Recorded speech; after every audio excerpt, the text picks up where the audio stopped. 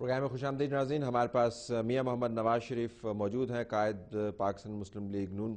मियाँ साहब अस्सलाम वालेकुम। अस्सलाम वालेकुम जी वालेकुम सलाम ताला साहब जी। बहुत शुक्रिया जी, आज हमने ज्वाइन किया। अब हम आपसे बिल्कुल सीधी साफ साफ खरी बातें पूछेंगे आपके लाएमल से मुतल्लिक। मैं चौधरी निसार के बयानात सुन रहा था, उन्होंने कहा कि अब जो प्राइम मिनिस्टर साहब मुजरिम हो गए हैं, वो बतौर मेंबर कौमी असम्बली के भी ईवान में दाखिल नहीं हो सकते।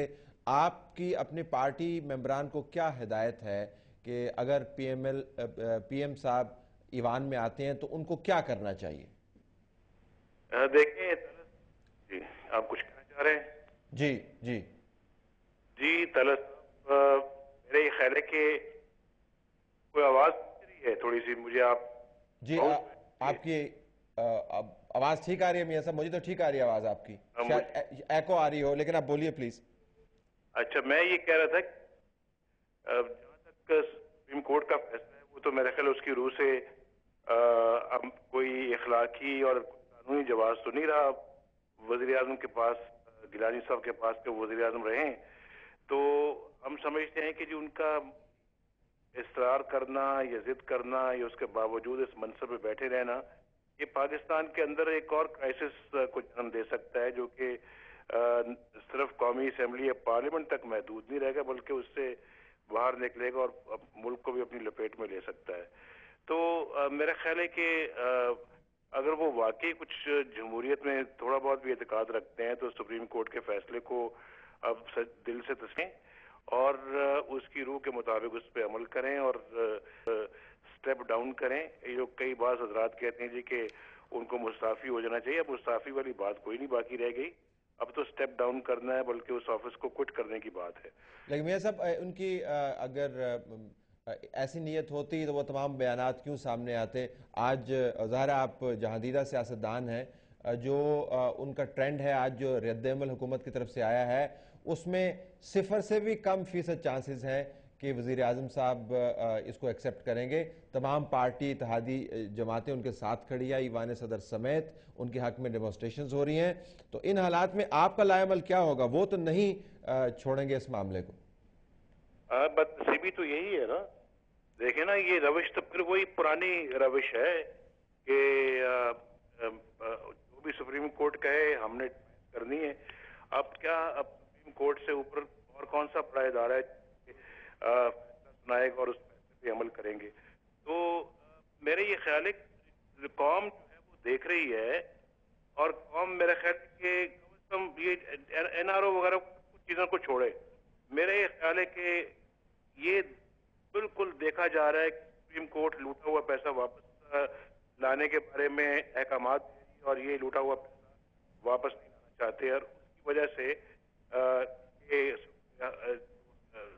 गिलानी साहब है, इनको उन्होंने उनके खिलाफ फैसला दिया है या उनको सजा दी है। तो ये तो मेरा ख्याल बड़ा अब बड़ी वीक विकेट पे है ये, और पूरी सुप्रीम कोर्ट एक बड़ी हाई मॉरल पे है। तो मेरे ख्याल है कि अनकरीब पता लग जाएगा कि सुप्रीम कोर्ट के जो फैसले हैं उनकी क्या हैसियत है, इनको भी पता लग जाएगा बहुत जल्दी।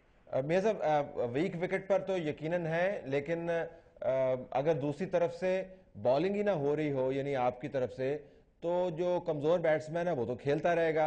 अब उन्होंने तो वीक विकेट पर हैं, लेकिन आप अभी भी जो है कोई मुतहर्रिक किस्म की अपोजिशन, अब हुकूमत को हटाने की बात नहीं है, अब मुल्क के चीफ एग्जीक्यूटिव की जो आइनी और कानूनी पोजीशन है उसके हवाले से आपने स्टैंड लेना है।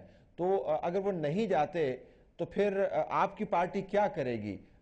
ताकीद करती रहेगी, उनको तलकीन करती रहेगी, अच्छी बात की उम्मीद पर कायम रहेगी, या कुछ और काम भी करेगी?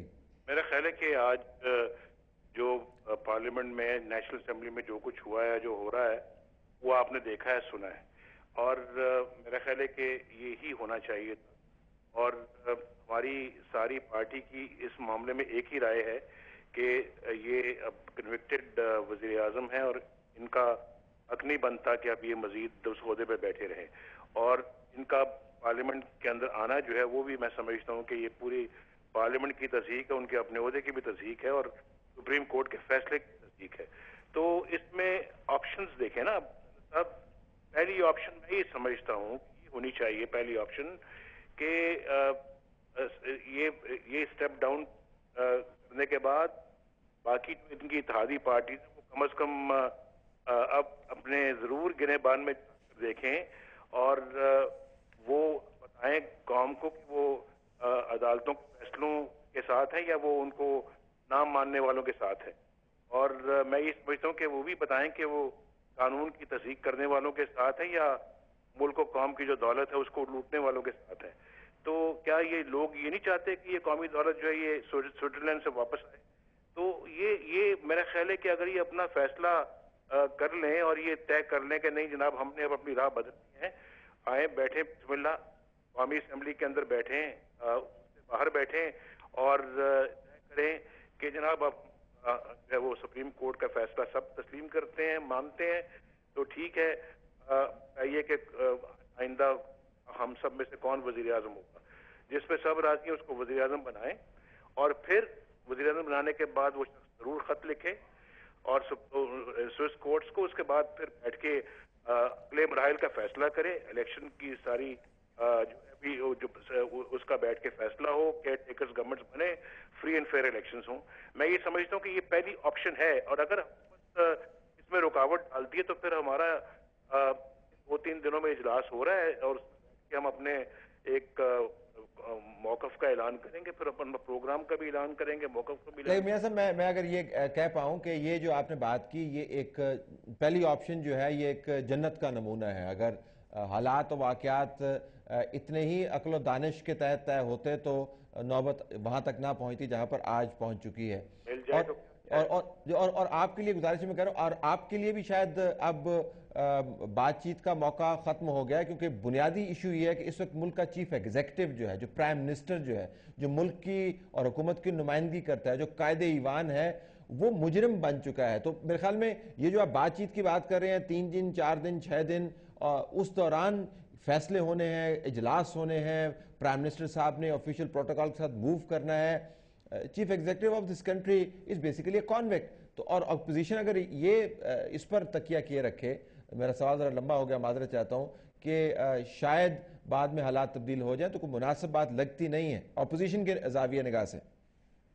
بات چیت غنی صاحب کی حکومت سے نہیں ہونی, بات چیت ہونی ہے ان پارٹیز کے ساتھ جو اس وقت حکومت کا حصہ بنی ہوئی ہیں. وہ حکومت کو چھوڑیں اور بات کریں, پاکستان کو بچائیں, پاکستان کو کسی بھی مستقبل کے کرائسس سے بچائیں, مشکلوں سے بچائیں, اور پاکستان جو ہے نا ورنہ مشکلوں میں اور ڈوبتا چلا جائے گا. تو میں ان اتحادی پارٹیز کی بات کر رہا ہوں, میں پیپلز پارٹی کی بات نہیں کر رہا.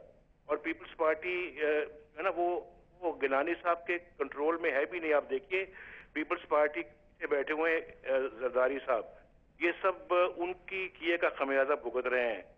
جو ہمارے گیلانی صاحب بھی, اور اگر آئندہ بھی پیپلز پارٹی کا وزیر اعظم آتا ہے تو وہ بھی اس کا خمیازہ بھگتے گا. میں تو سمجھتا ہوں کہ ایک ایک کر کے سب کو قربان کیا جائے گا اور پھر پاکستان کا کیا بنے گا. تو میں طلعت صاحب میں حکومت سے بات چیت کا مشورہ نہیں دے رہا کسی کو بھی. میں کہہ رہا ہوں کہ ان اتحادی جماعتوں کے ساتھ بیٹھ کے پاکستان کو ان مسائل سے باہر نکالنے کا راستہ ڈھونڈنا چاہیے ہمیں. لیکن نواز شریف صاحب اس زرعی رہنما اصول کو بیان کرنے کے علاوہ بھی تو اپوزیشن کا کردار ہے نا جی. ایک ایسی اپوزیشن جو کہتی ہے کہ ہم تگڑی اپوزیشن ہیں اور ہم اس ملک کے اندر ایک متبادل حکومت کے طور پر سامنے آنا چاہتے ہیں جمہوری طریقے سے.